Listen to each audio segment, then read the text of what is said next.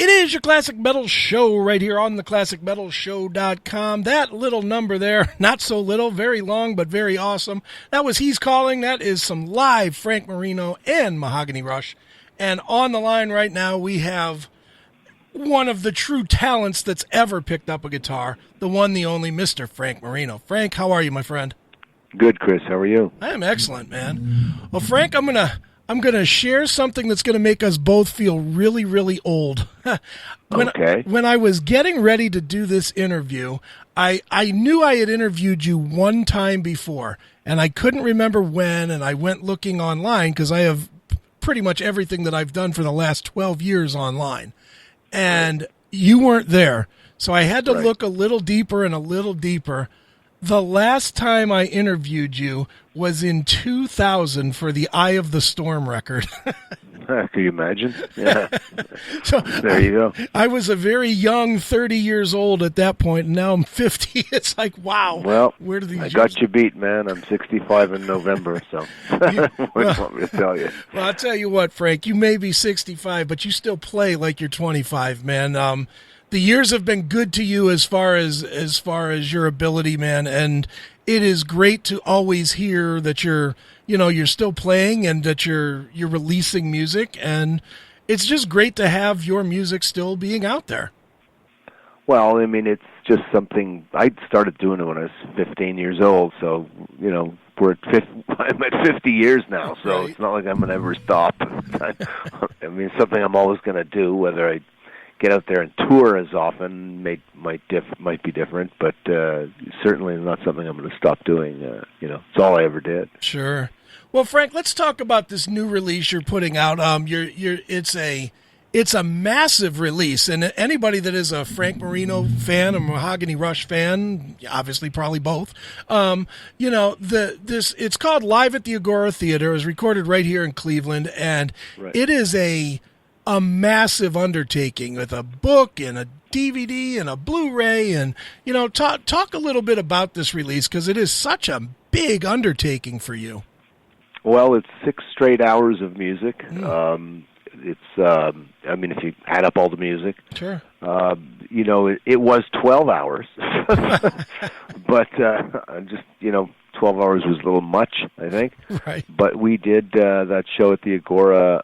We did it over the course of two nights, for the 2 days, actually. The first night was a Friday. We had people come in for the sound check for 7 hours, 5 to 7 hours, and then we recorded that. And then we had a 12-hour day the next day, from noon till from 1 in the afternoon till about 1 in the morning. And I just, because the guys had been telling me for years to do do a DVD, because I just don't generally do that, because I never really thought I really never thought it went with music to have picture. Okay. And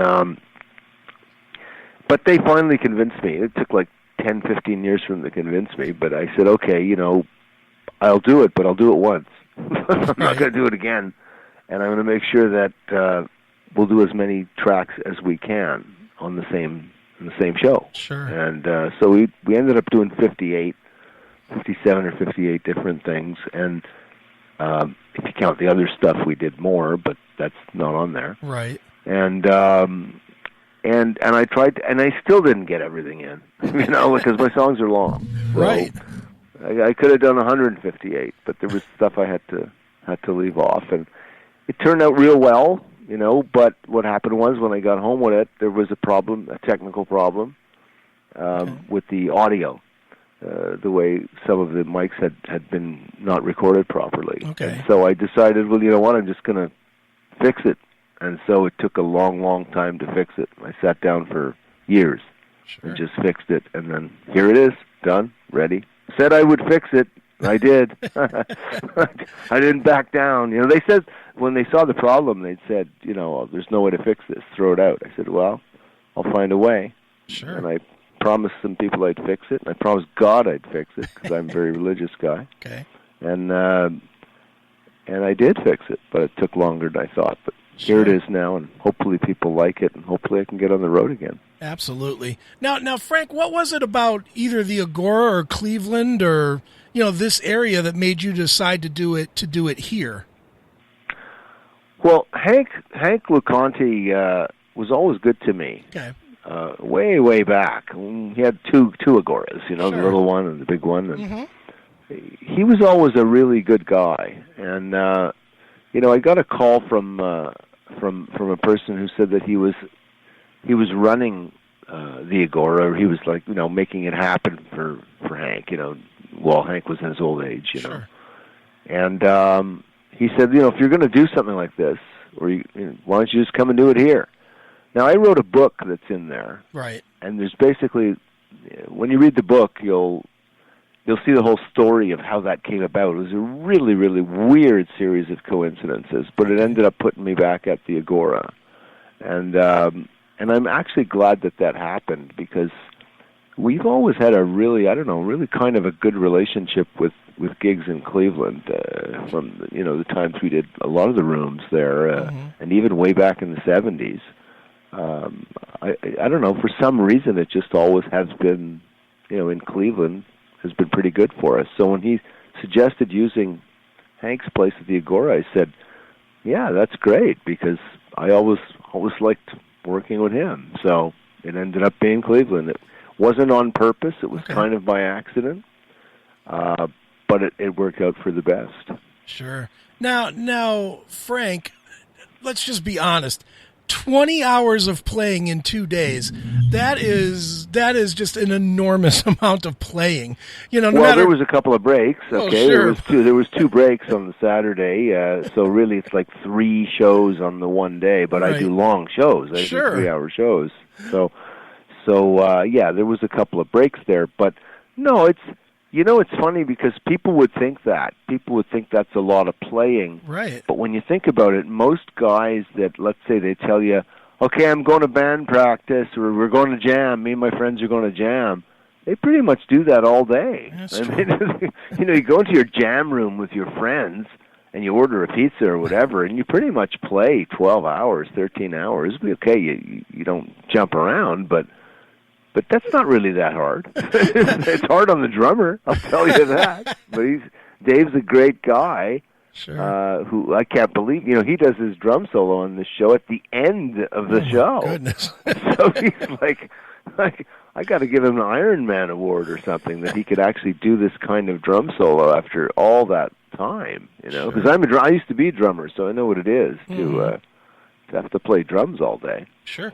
Was it hard to keep the energy going? And what I mean by that is, you are what I would call a very energetic player.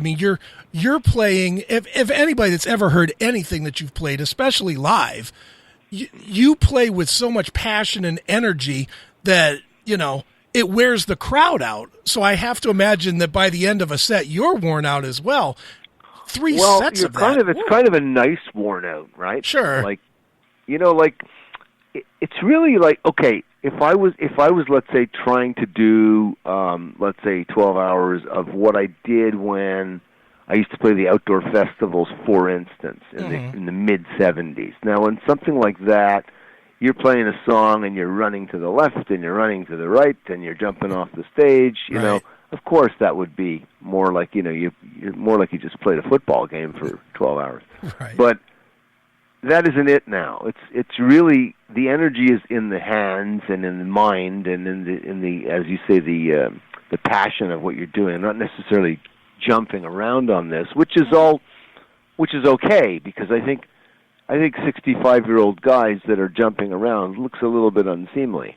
Right. So we're just playing really with all our heart. And I don't think, you expend energy, but it's more of like an inner kind of energy. It's not necessarily as physical as you would think, other than your hands, right, and your singing, But no, it's a nice kind of thing. Plus, our music, it really is sort of based on melodicism, okay, like being melodic, and we jam all the time, so we don't perform our songs the same way every day or even every time. And so there's always something new. The solo will never be exactly the same. Sometimes the verses will change, the jams will change. Sometimes they'll be 5 minutes, sometimes they'll be 22 minutes. Sure. But when you're doing that, it's always fresh, it's always new. So you're really kind of painting a picture for the first time every time you play it. And believe me, when you're doing that, I mean, time just flies, you know. You don't even realize that time flies like that. It's not as hard as you'd think it would be. I think it'd be a little harder now if I had to go out and do that same thing live and run around. Right. But I don't do that. It's a very I don't know, watching this video when you see it, it's really well shot, beautifully lit.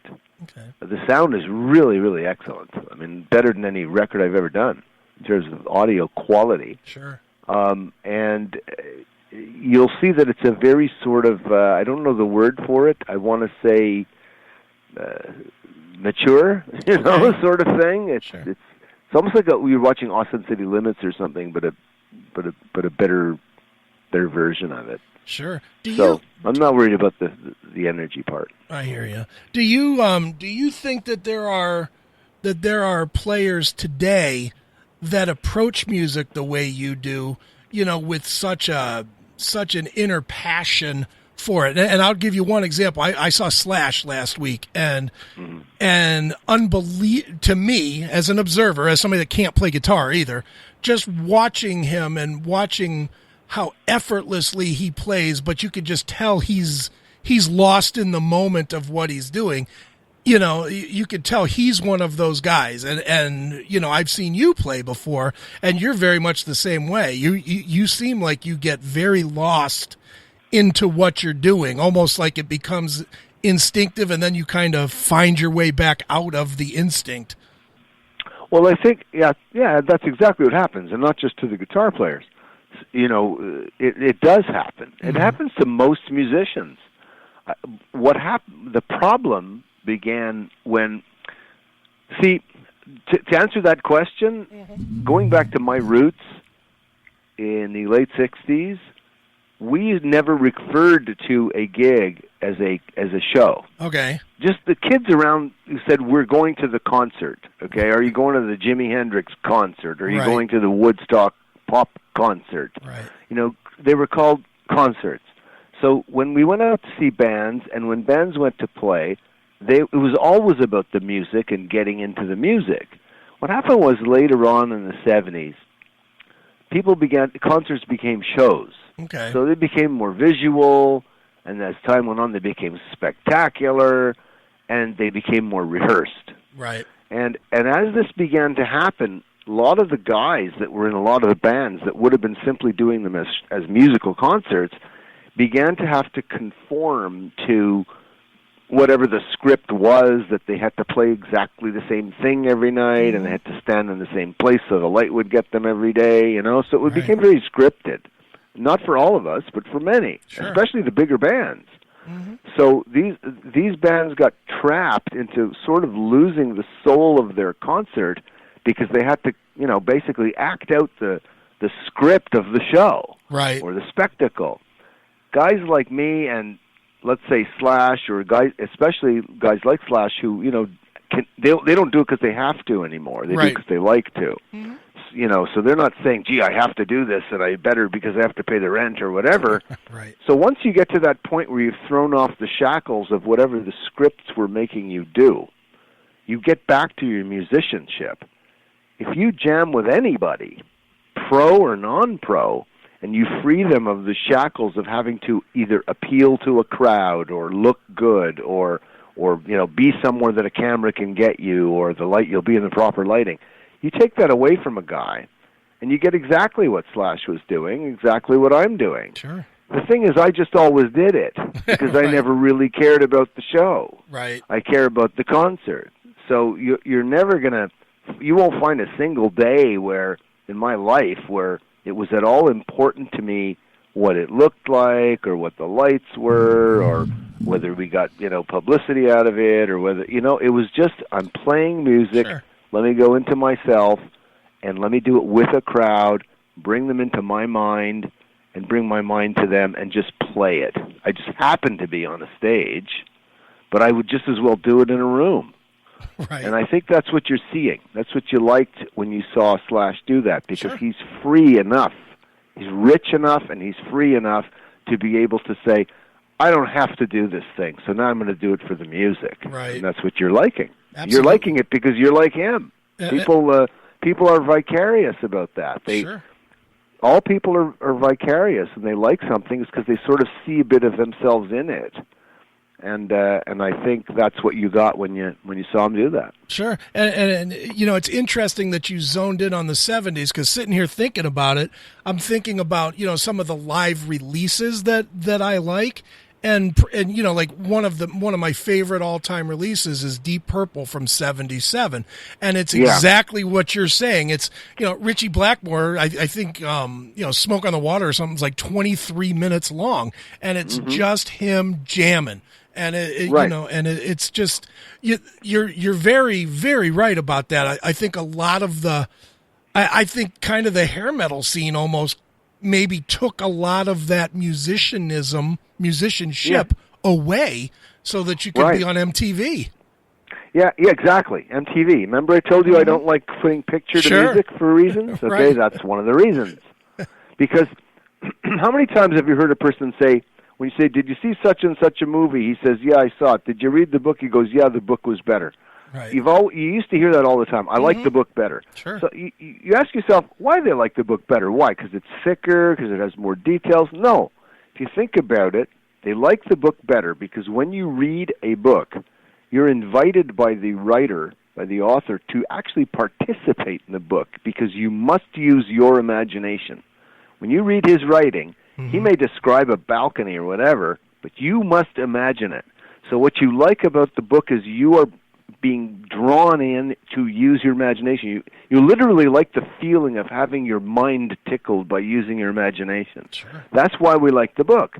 When you go see the movie, you're an observer. There's no reason to use your imagination. They show you the color. They show you the camera shot. They show you everything. Right. You're not imagining anything. So when we listen to music, back in the 60s when we had vinyl records, we'd grab the record, stare at the cover, listen to the music, and imagine all kinds of things like, oh, wow, that must have been at night. Oh, wow, I heard a little sound that I didn't hear before. And you think you're there. Right. We love the imaginative part of it. Sure. And so video with music like that took that away. Right. So now you got MTV, you got concert videos, you go, I saw this. And unless you're actually a player that wants to see the guy's fingers and learn it like a clinic, there was really no reason to watch the video.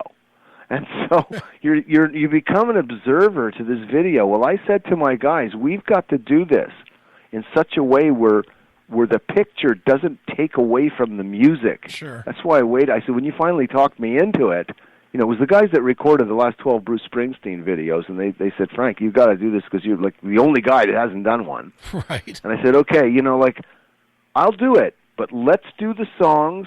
Let's not overshoot it. Let's not start with the crowd shots and the white lights and everybody clapping and all that stuff, which takes people away from the music. Right. Let's just have us stand up there, play our songs, and let the music really do the talking. Sure. And that's why I finally did it. I won't do it again. You'll never see another video of me that I sanction. Okay. Right. I think it's done now. But music is, to me, the first thing we do. We give music to people. All bands do. Okay. When the hair bands came along and they made it a show, they made it a spectacle. It was like, what's happened here? Nobody cared anymore about the sound. Nobody cared anymore about the music. And then when guys like Cobain came along, they kind of knew that, and they sort of said, let's take it back to just, you know, raw stuff and being the music, and they went at their garages and they made garage music, what we call garage music. Sure. And that had a certain niceness to it simply because of the intent behind it. I can't say I actually liked what came out of it musically. Right. I don't. But I think that their intention was, let's get away from this whole, you know, visualness of everything and try to get back to what we did or what our fathers did in the 60s. Right. And that's exactly what they did in the 90s. So that's why I'm telling you, it's music. You take any musician, Get him out of that loop where he thinks he has to be a musician to be famous, or he thinks he has to be a musician to sell records. And he's going to give you that same thing Slash gave you. He's going to get into his zone, and he's going to begin to make really great stuff. Sure.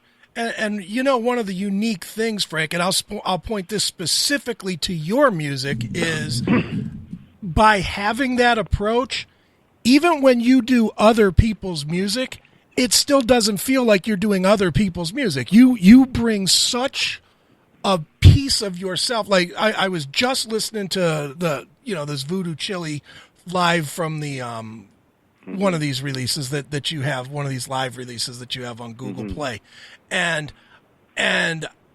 it does it sound like the original? Not especially. I mean, it does, no. but it I would recognize the song, but I wouldn't recognize the notes, because you bring such a taste to that music that you really adopt it as your own.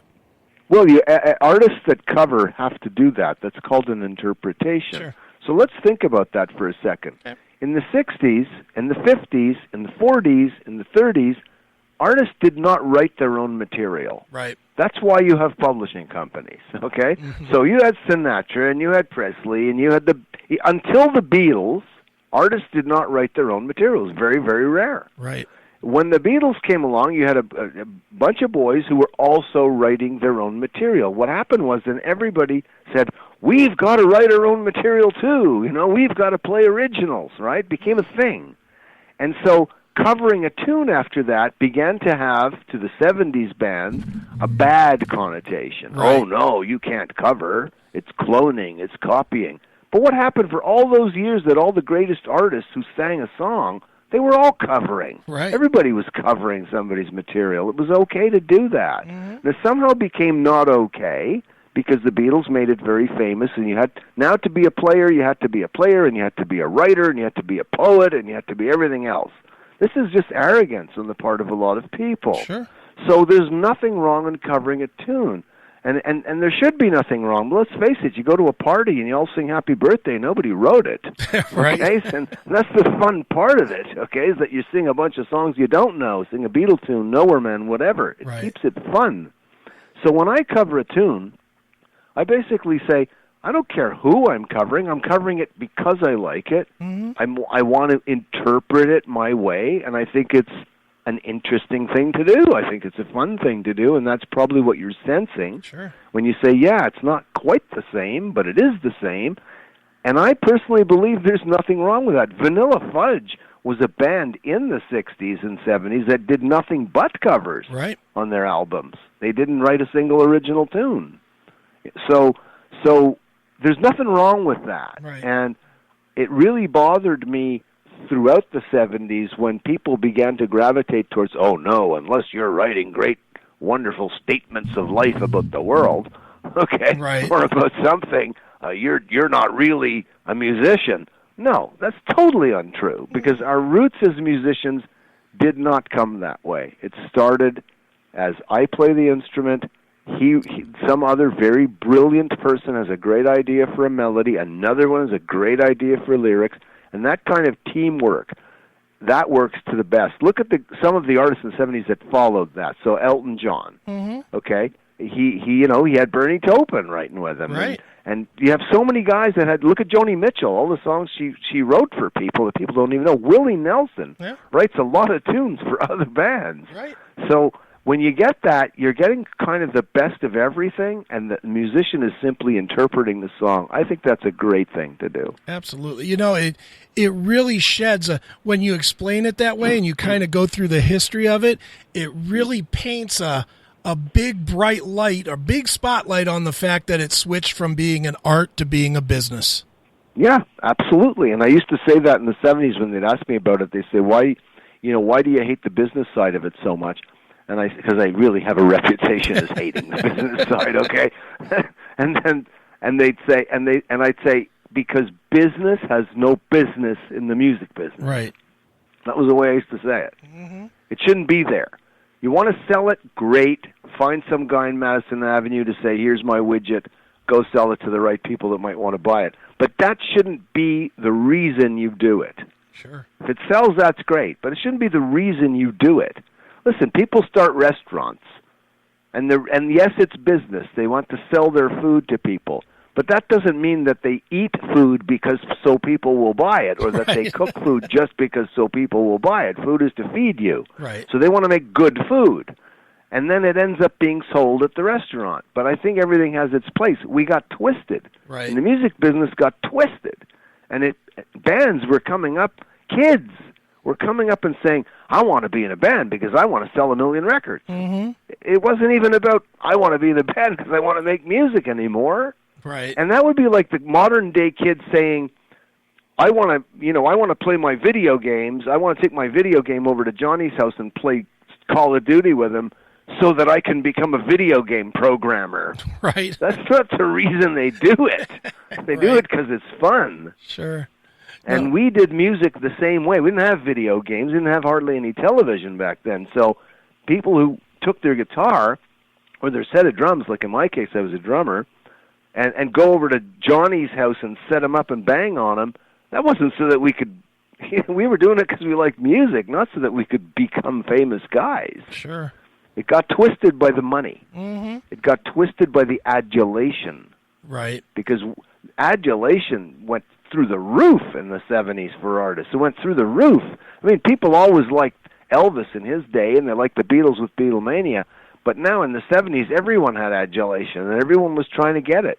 Sure. And basically now today, because that doesn't exist anymore, people have tried to replace that adulation by getting likes on Facebook. Right. Okay, so that's basically what it's about. And I don't really use social media, but it's sort of a very sort of narcissistic thing that people do, thinking that that's the important part.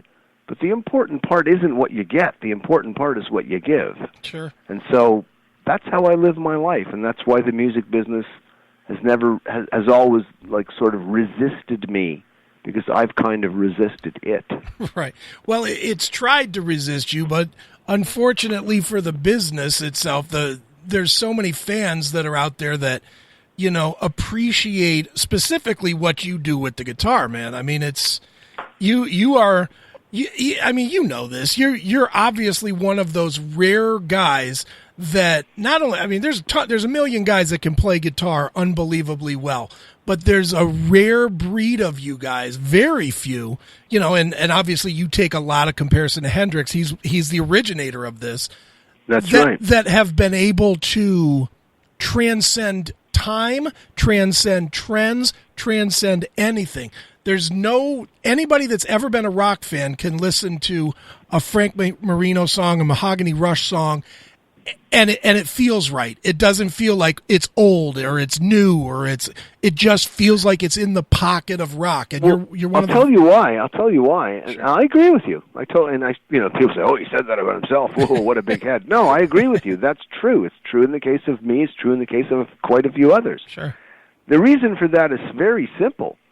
That same thing filters down in everything else we have in society. So, for instance, philosophers that have said true things, their words still are normal. The words of Jesus are still normal today. It's like, oh yeah, that's true. They still fit. People think Jesus literally lived physically yesterday. Talk about him as if he was at the show with them or at home. Right. So words that come out that are true, when people speak truth, that lasts forever and never goes out of style, because it's like talking about the multiplication table. It's just objectively true. It never goes out of style. You can use it from now until forever. But music has the same quality to it. Not the music itself, not the notes, not the ability with which it's played, but the driving force behind it, the intention behind that musical language. It's a language. And so people are not stupid. I always had a problem with my friends, let's call them, in the music industry, who would, after a show, they didn't get a lot of clapping, they'd come out and say, "Boy, this crowd sucks." How could you tell me that? Right. Like, how would you tell me this crowd sucks, as if the crowd is some monolithic thing with its own single mind? I said, these are human beings. They're people, and they're not stupid. And if they didn't like you, you probably screwed up. Okay, they're not dumb, right? Like, it's not like you're talking to a bunch of idiots, right? On the one day, you don't want them to be idiots because you want them to buy your record, because that's your intention. meaning that's their intention. Right. But I said, on the other hand, you're calling them names because you didn't like the clapping. Well, here's the thing. People can sense an imposter. They're not stupid. They never have been. They can sense a fake. Mm-hmm. And you can fool some, but generally a fake is sensed. And since music is a language that you're communicating to people in a language they actually understand, imagine it's the language that everybody understands. Sure. So you're communicating that. You better do it honestly. You better do it straight up.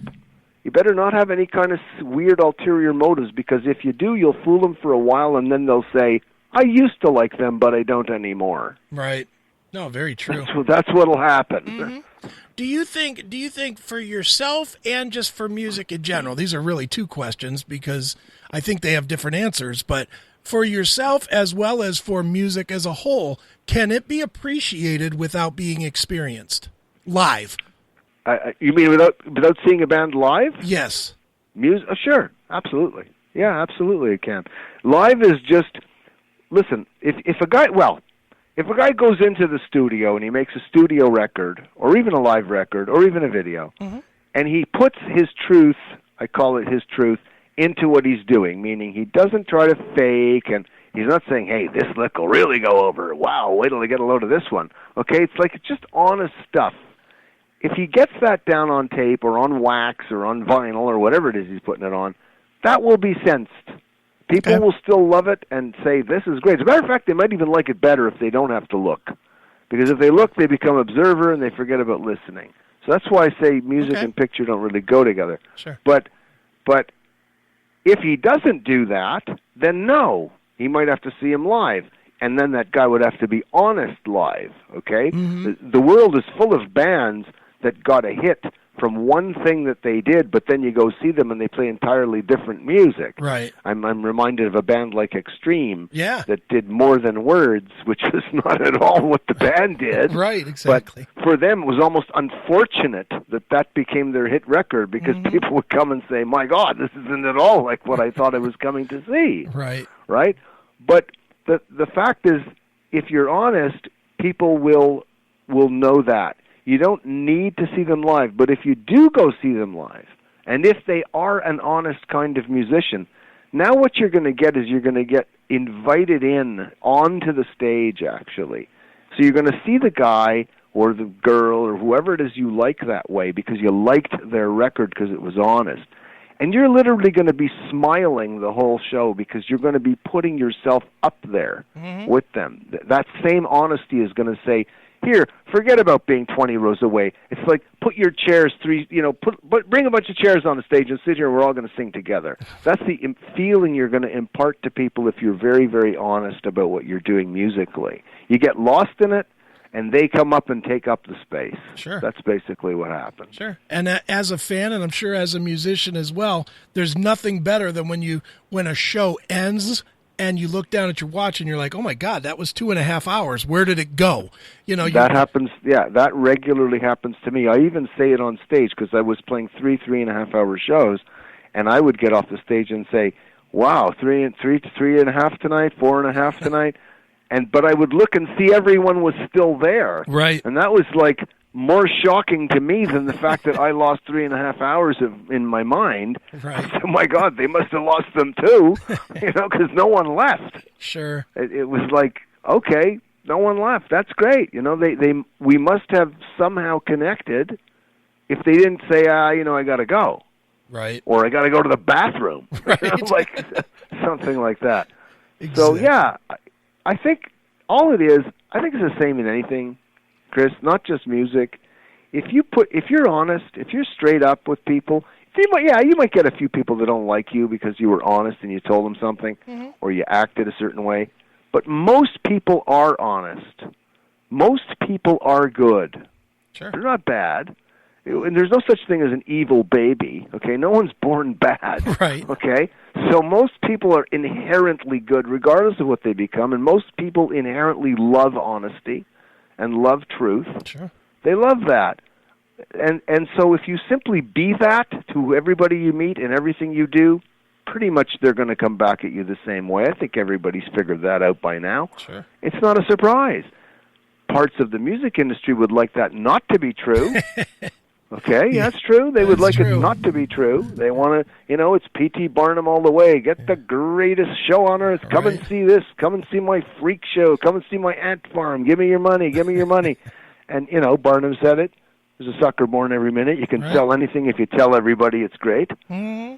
But that's not what music is really about. That's not what sharing music is about. And I think most of us guys who understand that, we try to keep it real. Sure. Well, Frank, one more quick question before we get out of here. The question, when I mentioned on our show last week that I was going to be interviewing you, the one question that like 10 different fans asked, and I'll just ask it, when are we going to have another chance to see you out there again? Well, the truth of the matter is, if the DVD does well enough, look, I'm a self-employed guy. I don't have a record label. I'm not connected to the music business at all. Sure. Okay, like I have no managers and labels and all that. You email me, it's me. You're talking to me. Now, I don't have money. I'm not a rich guy. I never made a lot of money in the music business. Never made any money in the music business. So, basically, if the thing does good, I'll have money to put the band on the road. If the thing doesn't do good, I'm not going to have money to put the band on the road. Okay. If it works, you could see us in a year or 6 months or even 2 months. Depends on how well it works. If it doesn't work, there's no telling whether you'll see us ever again. So this may be the last concert that anyone ever sees. Right. But that's really, I don't plan anything. I'm not a guy who plans. The Bible says, many are the plans in the mind of a man, but it's the purpose of God that will be established, meaning plans go awry. Right. Okay? Murphy knew that very well when he developed his law. Okay?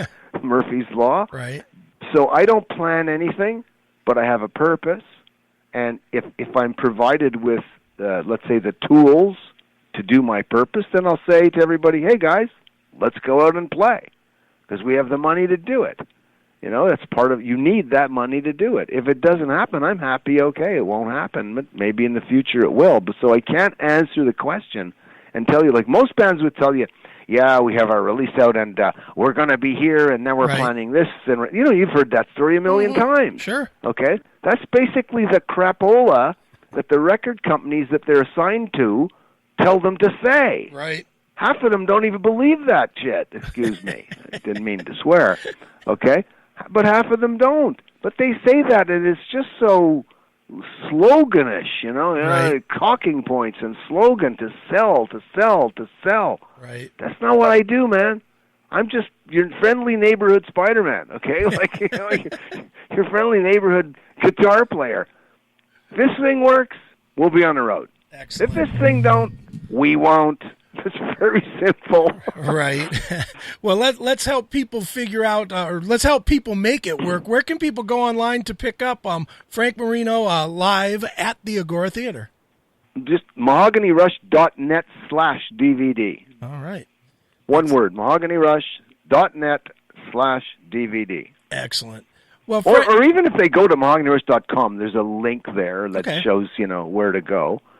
But or the Facebook stuff. I don't do the Facebook. There's a guy that handles that. Sure. He made that Facebook page. It's not really me that's doing any of that social media stuff. I once in a while, I think I've answered on it twice because someone said, "Can you come in and say something?" Right. But I'm not a big social media guy. I think too many people fight on that stuff and they argue and they call each other names and stuff. I don't really like that thing. But they can, at our website, we have our own private talking thing. You join our message board and talk all day to you. We chat, we do everything. But we don't have any, everybody's polite. Right. Everybody has manners. It seems like the people have forgotten their manners a lot lately. Oh, boy, you ain't lying there. Well, I'll tell you what, Frank, let's end with a nice long jam. I'm going to play Poppy from the Frank Marino and Mahogany Rush live release, real live. It's like 17 minutes long. We play that to wrap it up. Maybe tell us a quick story about that one, because it's such a great song from you, man. Well, it's a medley. I've been playing it since the early 70s, and I used to always include songs, different songs in it. So in part of the 70s, I would medley. Now I'm medleying into She's Not There and Crossroads. Right. It's sort of part of the same tune. And in the old days, I used to use some Allman Brothers stuff. I would medley from song to song. It's kind of a picture of the late 60s music scene. That's basically what it is, you know, from the Doors to everything I liked, everything that ever influenced me. And the reason I called it poppy is because it's intoxicating. Well, it definitely is, and we're going to share it right now. So strap in, folks. It's poppy. It's Frank Marino of Mahogany Rush right here on your Classic Metal Show.